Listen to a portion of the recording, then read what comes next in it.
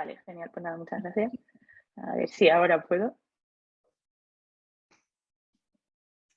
Vale, genial. Perfecto.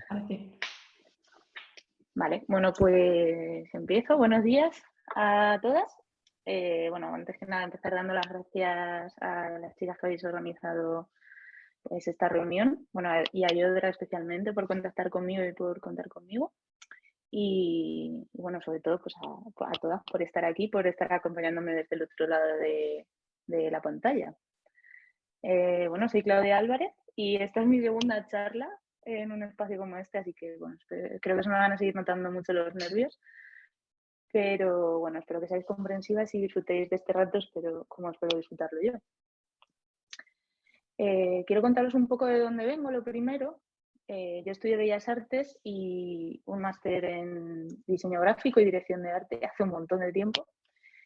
Y desde que acabé la carrera he estado trabajando como diseñadora gráfica, pues siempre relacionada con los entornos digitales. La verdad es que he trabajado muy cerca con el lado del UX, de los flujos de interacción con el usuario y todo esto, hasta que hace un par de años empecé a estudiar lenguajes de programación. Yo tenía mi trabajo estable diseñando calcetines, que es lo más común. Y bueno, me lancé a la aventura de abrir un e-commerce por mi cuenta. Y para llevar a cabo el proyecto, pues como no tenía medios económicos ni de ningún tipo prácticamente, pues nada, para ir solucionando los problemas que me iba encontrando por el camino, a pesar de que lo estaba haciendo con un sistema de gestión de contenidos, pero bueno, pues empecé a estudiar programación y bueno, lo que empezó como una experiencia un poco forzada, me picó el gusanillo. Seguí estudiando ya pues por el mero gusto de aprender y tal. Y bueno, acabé decidiéndome por cambiar de sector. Todo esto es un poco, lo cuento porque quizás no es el perfil más normal, sobre todo una persona que ha estudiado Bellas Artes, que se puede encontrar en comunidades como esta, ¿no? Entonces, bueno, creo que cabe decirlo para que sepáis un poco que mi vivencia quizá no es la misma que podéis tener la gente que siempre habéis estado en el sector del desarrollo. Bueno, la cosa es que al final, pues tras un par de años bastante movidos, he acabado trabajando, ahora mismo estoy trabajando como desarrolladora front en Zooplus, que es una empresa que no sé si conocéis, pero bueno, somos el e-commerce líder en España y Europa en venta de productos para mascotas. Y bueno, ya hablando más en profundidad de mi trayectoria, me he encontrado a lo largo de mi carrera, pues, bueno, como ya os contaba, como diseñadora, como ya en el campo del desarrollo, con proyectos como de tres tipos principalmente. Por un lado, proyectos que una vez que se aprueban por el cliente y se entregan, pues nunca vuelves a tocarlos.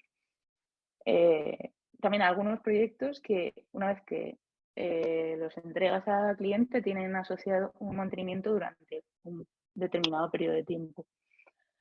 En este tipo de proyectos, sobre todo si habéis trabajado o conocéis cómo se trabaja en consultoras, que es mi caso cuando he trabajado con esto, pues en el trabajo de consultoría el tiempo es un bien muy preciado. Entonces, a veces el mantenimiento se reduce un poco a que no exploten las cosas y que si realmente, por lo que sea, explota y deja de funcionar, pues solucionar el entuerto y volver a levantarlo, ¿no? No tanto como una mejora del proyecto una vez desarrollado. Y el último tipo de proyectos, que es el que encaja un poco con mi situación profesional ahora mismo, pues es los proyectos grandes que están en continuo desarrollo, como es el caso de Zooplus. Esta última visión encaja con la filosofía de DevOps, que bueno, supongo que lo sabéis, pero es el acrónimo en inglés de desarrollo de operaciones.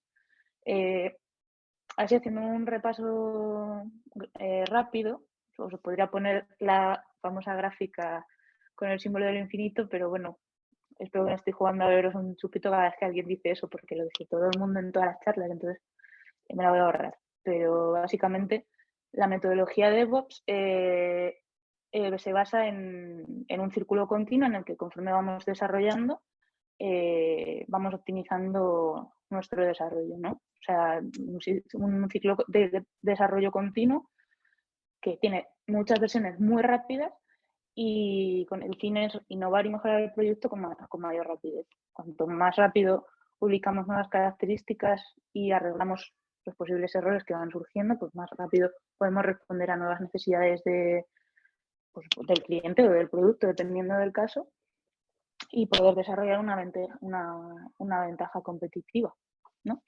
Esto genera pues, un bucle, que es el famoso símbolo del infinito, en el que pues, desarrollamos, probamos, lanzamos, monitorizamos los resultados de nuestra nueva feature o lo que hayamos lanzado, planificamos los siguientes pasos, volvemos a desarrollar y así sucesivamente. Entonces, bueno, en ese bucle de DevOps, pues ya he mencionado el kit de esta charla, ¿no? La monitorización. ¿Para qué sirve la monitorización? Bueno, todos habremos trabajado en proyectos como más monolíticos en los que se trabaja pues acumulando pues, una lista de correcciones, de errores o mejoras, se acumulan en una nueva versión del producto y cuando tenemos todos estos cambios listos, se realiza una nueva versión.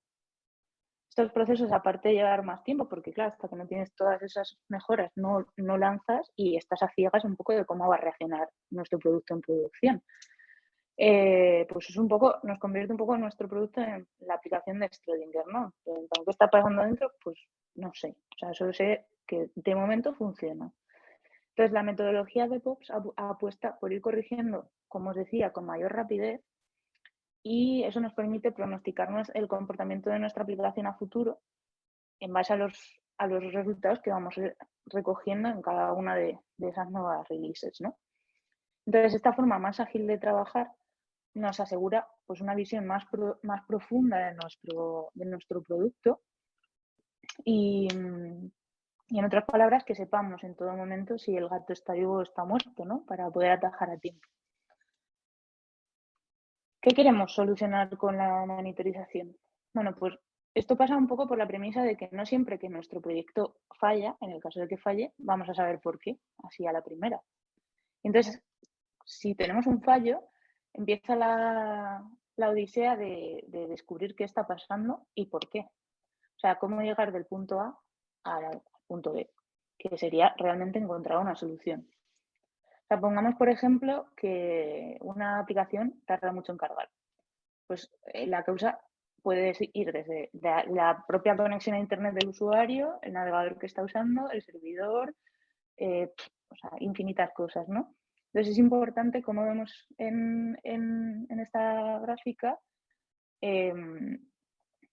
localizar cuál es la parte que está provocando, en este caso, pues sería la lentitud al cargar, ¿no? Pero imaginad que hemos recibido varias visitas consecutivas de clientes que tienen una conexión a Internet muy lenta. Puede parecer que nuestros tiempos están subiendo cuando en realidad es un factor externo lo que lo está provocando, ¿no? Entonces, ¿cómo podemos empezar a descartar cosas si no tenemos ni idea de por dónde empezar? ¿No? Bueno, pues ahí es donde entra en juego la monitorización. Bueno, antes de seguir, quiero quitarle un poco de hierro a esta terminología de la monitorización, porque yo misma cuando empecé a encontrármela, pues me parecía como una magia que hacían en Zooplus y de la cual nunca había oído hablar, porque yo en mi carrera anterior como desarrolladora hay muchos tipos de productos, muchos tipos de proyectos en los cuales no sé, o bien porque no se requiere, o bien porque no está implementado, pues no se monitoriza como tal nada. Tú te aseguras de que, pues antes de hacer una release, pues te aseguras de que funcione manualmente y ya está, ¿no? Lo que pase después es un poco como que lo dejas ahí en el aire.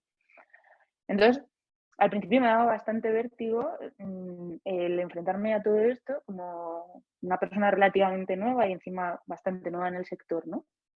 Entonces, creo que a raíz de haber aprendido de todo esto, me ha ayudado mucho a ponerlo en la tierra, ¿no? Y que realmente no es para tanto, porque monitorizar es lo mismo que hemos hecho todos cuando empezamos a programar y llenamos todas nuestras funciones de console logs para encontrar dónde hemos metido la pata. pues la monitorización es pues, un poco la versión depurada de esto, porque evidentemente en una aplicación tremenda no puedes poner console logs cada 2 líneas de código, pero al final el objetivo es un poco el mismo. Entonces, me parece importante cuando hablamos de monitorización o DevOps entender los conceptos generales y asentar unas bases de conocimiento sobre las que luego ir construyendo. Al final hay mucha documentación de cualquiera de las tecnologías de las cuales os voy a hablar un poco por encima ahora mismo. Creo que es importante saber como los conceptos generales, porque luego podemos buscar en Internet si realmente sabemos para qué las queremos y qué podemos hacer con ellas, ¿no? Es un poco lo mismo que hemos vivido todos también, volviendo un poco a como nuestro desarrollo profesional, cuando empezamos a programar, que aprender el primer lenguaje, el primer framework, que es muy complicado porque tienes que adquirir todos esos conocimientos básicos y una vez que los adquieres y adquieres esas herramientas, es como si hubieras adoptado una nueva forma de pensar, ¿no? Y es más fácil aprender los siguientes lenguajes. Entonces, bueno, yo creo que es fácil cuando tienes esta serie de conceptos generales avanzar como en profundizar en cualquier tecnología que te propongas, en este caso, pues la monitorización, ¿no? Entonces, ¿por qué vamos a usar herramientas de monitorización? Pues bueno, la primera gran razón es que si ya tenemos una solución desarrollada que cumple esa función, no merece la pena invertir una enorme cantidad de tiempo en desarrollar algo parecido por nuestra cuenta, ¿no? O sea, reinventar la rueda. Y aparte, cualquier aplicación que no cuente con sistemas de monitorización se vuelve algo bastante difícil de observar y que nos puede traer problemas en producción. También debemos tener en cuenta que actualmente los sistemas cada vez cuentan con más elementos que debemos monitorizar. O sea, no es tan sencillo crear una solución ad hoc para esto.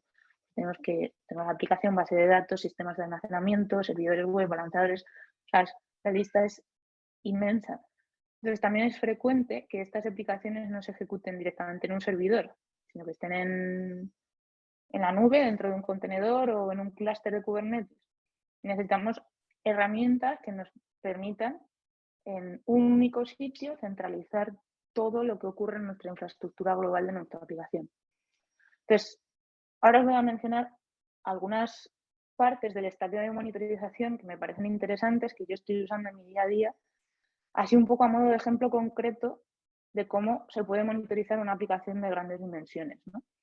No voy a hablar de todas las que hay, pero bueno, vamos a hacer un repaso y hablar pues, algunos términos que yo creo que pueden ayudar en general a entender este tema.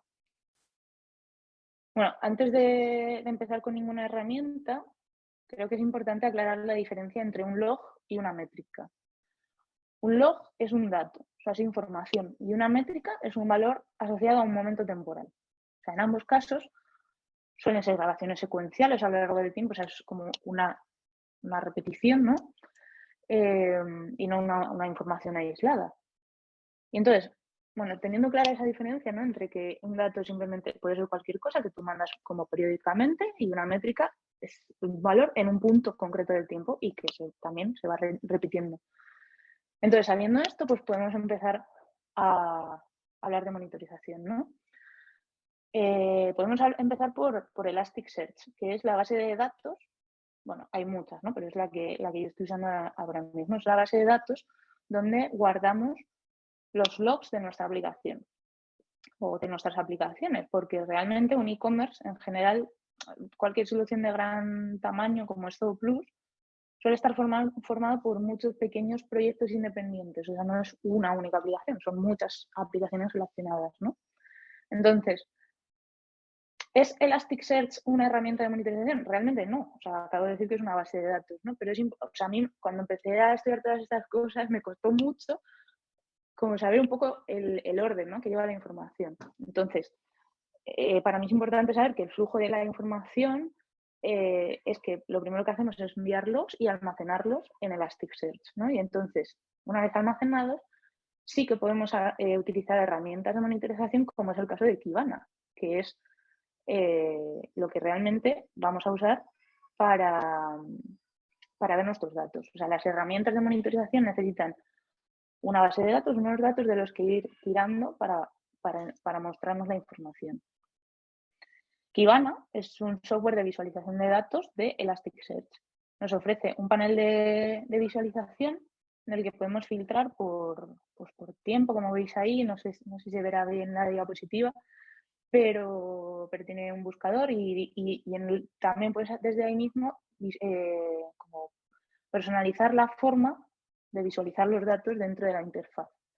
En la parte inferior, como podéis ver ahí, aparecen como ordenados todos los logs que ha lanzado nuestra aplicación, y si estamos enviando información estructurada, pues podemos ver una lista pues como esta, ¿no? En la que vemos directamente cómo Kibana nos mapea la información según los tags y valores que hemos ofrecido. Esto es importante también en monitorización, que se distinga entre información estructurada y desestructurada. Una información desestructurada, por ejemplo, enviar un log que diga, pues a las 15:53 mi aplicación ha registrado una compra de X euros por el usuario Y, lo que sea, ¿no? Una información estructurada sería enviar esa misma información pues en un formato clave-valor, que luego podríamos mapear pues como se ve ahí, ¿no? Entonces podríamos enviar, por ejemplo, pues hora 15:53, importe y los euros, así como que eso nos permita a la aplicación como si estuviéramos hablando el mismo lenguaje que puede interpretar una aplicación como esta, ¿no? Entonces, bueno, hemos hablado de los logs, pues ahora vamos a hablar de las métricas, que es los dos valores que hablamos al principio, ¿no? Entonces, seguimos con la misma estructura, igual que los logs los almacenábamos en una base de datos, ¿no? Pues las métricas también. ¿Dónde almacenamos las métricas? En nuestro caso, pues en una base de datos que se llama Influx. Es una base de datos específica para almacenar métricas, es una Time Series Database. Es una base de datos optimizada para almacenar y servirnos, datos temporales en base a un par de ítems, tiempo y valor, ¿no? Influx tiene, igual que Elasticsearch, un software de visualización asociado que es Chronograph. Al igual que veíamos en Kibana, este tipo de herramientas nos permiten una visualización más ágil de los datos que recogemos, porque imaginaos bueno, como os repito, y que yo vengo de un sector completamente diferente, ¿no? Entonces, para mí, buscar información directamente en una base de datos es una tarea bastante peleaguda. En cambio, visualizarla en una herramienta como estas que estamos viendo aquí, para mí es mucho más cómodo, ¿no? Que tener que buscar un dato directamente ahí. Entonces, bueno, como podéis ver ahí, abajo en la parte inferior de lo que sería la interfaz de Chronograph, nos encontraríamos con un árbol jerárquico con la organización más o menos así como en formato de árbol, ¿no? De todos los sitios desde los que nuestra aplicación está emitiendo métricas, ¿no? Entonces, al ir haciendo una selección va a través de ese árbol. Chronograph monta una query que podemos visualizar en ese campo central, que veis que está ahí un ejemplo, ¿no? Un select. Pues automáticamente te monta la query en base a tu selección y visualizamos los datos en la línea temporal que tenemos en la parte de arriba. Como os repetía, esto para mí es muchísimo más cómodo porque nos permite explorar la base de datos haciendo clics y sin tener que picar la query a mano, ¿no? Entonces, bueno, además de estas herramientas, en mi equipo utilizamos también una herramienta más asociada que es Grafana. Grafana, al contrario que las anteriores, que como decíamos están asociadas a una empresa en particular, es open source, o sea que podríamos conectarlo a cualquier fuente de datos y al configurarlo, visualizar la información de la manera que elijamos. Es muy personalizable.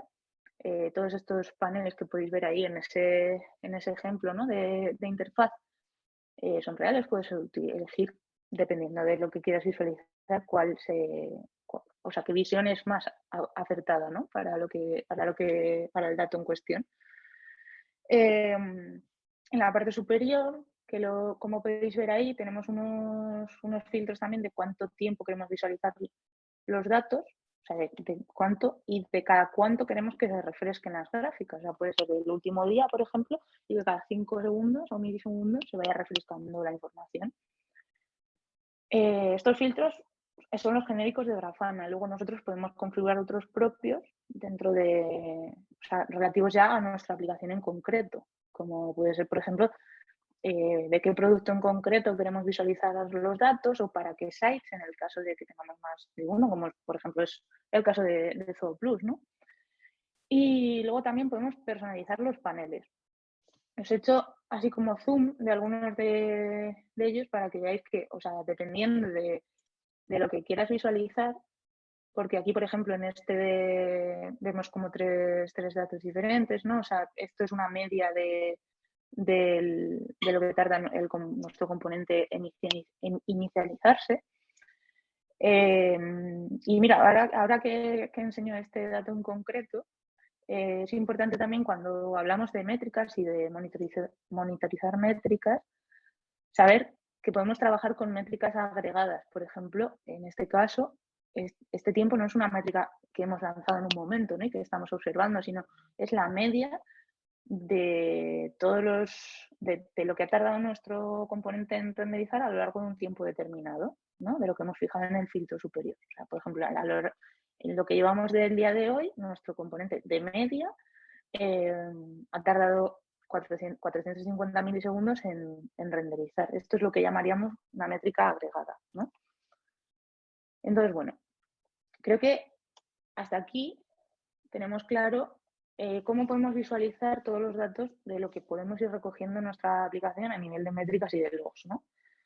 Y vosotras me diréis, bueno, pero ¿y qué hago yo con esa información? O sea, estoy recogiendo un montón de cosas, ¿vale? La veo en los paneles, pero ¿y qué pasa? ¿No? Entonces, aparte de verla con nuestros propios ojos y poder detectar anomalías, también podemos configurar sistemas de monitorización para que sean nuestros ojos también, como es el caso de Sensu y Uchiwa, ¿no? Sensu y su panel de visualización, que es Uchiwa, nos permiten configurar unos límites para nuestras métricas que nos parezcan preocupantes por alguna razón, ¿no? Uchiwa es un panel de visualización open source para la monitorización que hacemos en Sensu, ¿no? Desde Sensu. Por ejemplo, si desde el front hacemos una llamada al backend y tarda en responder 400 milisegundos, como la que veíamos antes, ¿no? Así más o menos, pues podemos considerar problemático que tarde más de 2 segundos, ¿no? Porque eso sería una diferencia como bastante ancha.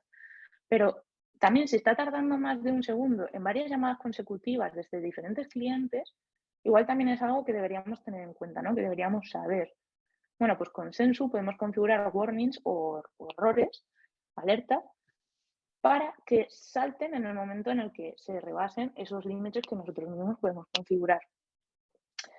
Eso que he puesto ahí en la parte de la izquierda, el Herbit Sensu, es algo que a mí me parece muy curioso, que es que un cliente Sensu es un cliente que se ejecuta en los componentes de la infraestructura que deseamos monitorizar. Entonces, es un mecanismo que se utiliza para garantizar que todos los agentes de monitorización registrados están operativos y pueden llegar a Sensu. O sea, que es como si, o sea, para mí es como si Sensu, además de monitorizar el estado de nuestra aplicación en sí, se monitoriza a sí mismo, porque evidentemente si Sensu se cae y no te avisa y no te das cuenta, no te va a llegar ningún error, pero no es que no esté pasando nada, es que no te está llegando, ¿no? Entonces, tiene como una manera de monitorizarse a sí mismo y alertarte también si el propio cliente de Sensu ha fallado. Me parece muy curioso dentro de este mundo de la monitorización, ¿no? Entonces, bueno, ahora llega la segunda parte, ¿no? O sea, ya tenemos configurado, ya tenemos nuestra aplicación monitorizada, tenemos configuradas nuestras alertas, pero claro, si tenemos un error crítico o warnings a las 3 de la mañana, o bueno, a las 7, es complicado que ningún miembro del equipo esté mirando el panel de Uchiwa a esas horas, ¿no? Es más, nadie debería estar mirando el panel de Uchiwa a esas horas. Entonces lo veríamos al entrar a la oficina, muchas horas después. Entonces, para evitar ese tipo de retrasos, tenemos Optimi.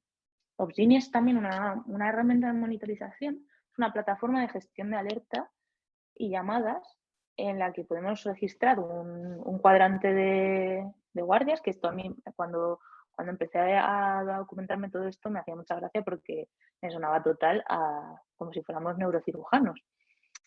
Y bueno, en los cuales si salta una alerta crítica de Sensu, pues Opsgenie localiza a la persona que está de guardia y vamos, esa persona tiene una notificación para ponerse con ello, ¿no? Y solucionarlo. En el panel principal nos encontraríamos una lista, como la que veis ahí, ¿no? De las alertas que están abiertas ahora mismo. Y tendríamos que reaccionar a cada una de, o sea, si tenemos alguna sin abrir, tenemos que abrirla para indicar que estamos en proceso de solucionarlo, ¿no? Creo que quede, me parece importante también que quede claro que esta solución no está pensada para ponerse a programar y a solucionar lo que sea que está fallando, pues madrugada o cuando nos salte la alerta, ¿no?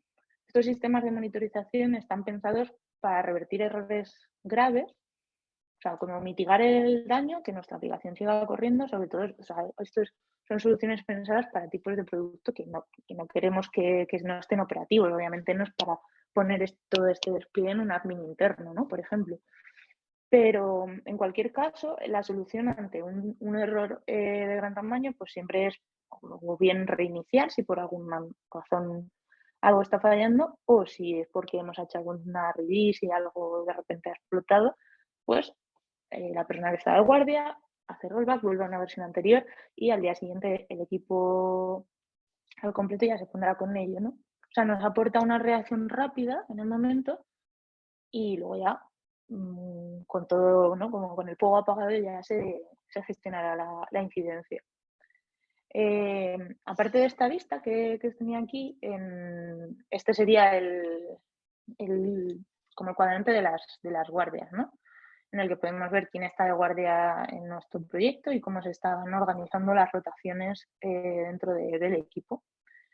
Y bueno, algo que a mí me parece muy curioso también es que cada usuario, es decir, nosotros, si pertenecemos a nuestro turno de guardia dentro de nuestro proyecto, podemos configurar dentro de nuestra herramienta cómo queremos que nos avisen de las incidencias, ¿no? O sea, por ejemplo, tienes ahí un orden, ¿no? Una jerarquía, y entonces pues puedes elegir, por ejemplo, que en este ejemplo está configurado para avisar nada más saltar la alerta por email y por móvil. Esto es o sea, hay una aplicación, ¿vale? De Opsgenie. Y si no se ha atendido la alerta en 5 minutos, que es el tiempo que ponéis, pues salta de nuevo y se notifica vía SMS y a los 7 minutos, si sigue sin atenderse, nos llama por teléfono Mr. Opsgenie. No es un contestador automático, pero así recibimos una llamada. Entonces, bueno, esto es como el flujo de monitorización así como de principio a fin que seguimos dentro de mi producto en concreto de SOPlus. A mí me ayuda mucho verlo así, como ver como el flujo completo de la información, cómo la manejamos de principio a fin, me ayudó mucho para entender cómo es el proceso.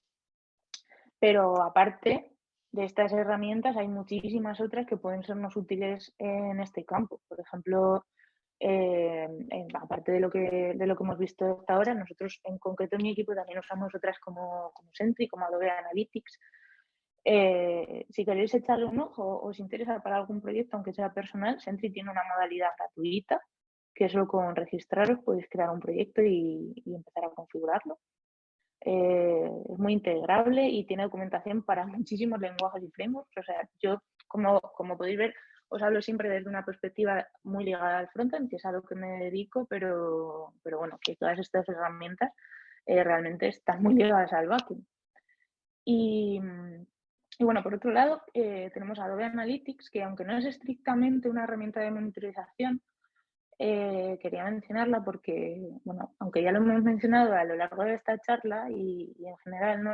Cada vez creo que es muy importante en la monitorización y en general en el desarrollo saber interpretar los resultados y que esos resultados nos lleven a tomar decisiones, ¿no?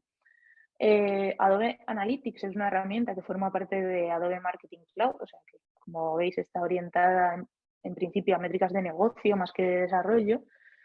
Y bueno, esto a mí creo que es como cerrar el círculo, ¿no? Porque nos lleva de nuevo al punto donde empezamos, que es la filosofía DevOps, en la que la parte de desarrollo y la parte de operaciones de un proyecto no son departamentos estancos, sino que se comunican y se retroalimentan, ¿no? En este caso, por ejemplo, podemos emitir ciertos eventos desde el frontend de nuestra aplicación. Podemos emitir eventos contra Adobe Analytics, que también los almacena y lo sirve a través de unas pantallas como las que hemos visto en otras interfaces, ¿no? Y esto nos puede llevar a tomar decisiones de negocio al respecto, ¿no? Por ejemplo, un ejemplo real de un caso de uso que hemos utilizado nosotros con Adobe Analytics es cuando estamos evaluando versiones del componente, ¿no? Que estamos probando. Por ejemplo, nosotros hacemos pruebas ahora mismo con Optimizely, que es una herramienta de test, ¿no? Entonces, si estamos haciendo un test A/B, tiramos datos contra Adobe Analytics, que es la herramienta que usa nuestro lado de business. Entonces, podemos ver, pues, por ejemplo, si estamos viendo pues, en un producto 2 maneras de presentarlo al consumidor, pues ver cuál de las 2 tiene más conversión y tomar decisiones pues eso, decisiones que al final nos llevan a temas de cómo estamos desarrollando ciertas cosas o incluso de cómo estamos, o sea, como que va calando desde negocio hasta el desarrollo hasta el UX, ¿no? O sea, todos los departamentos al final están relacionados con este tipo de decisiones, ¿no? O sea, al final, cuanto más global sea nuestra visión de nuestro propio producto, mejor será nuestro trabajo, independientemente de si estamos enfocados en un sector o en otro. En mi caso, yo estoy en el lado front, pero intento cada vez más y cuanto más tiempo paso en el lado del desarrollo, pues seguir como en contacto con la parte del UX de mi equipo, con el equipo de UX, también con la parte de negocio, porque al final es la mejor manera de eso, de tener como una filosofía de DevOps, pero incluso llegando a otros equipos, ¿no? Entonces, bueno, creo que el balance sería como eso, tener como todo un poco muy conectado dentro de nuestro proyecto. Y bueno, pues hasta aquí puedo leer. Muchísimas gracias por acompañarme. Os dejo mi usuario, que yo creo que es lo mismo que en todas las redes sociales, por si queréis hablar conmigo o bueno, en Instagram podéis ver a mis gatas y bueno, no sé, aquí estoy si necesitáis cualquier cosa, si tenéis alguna duda.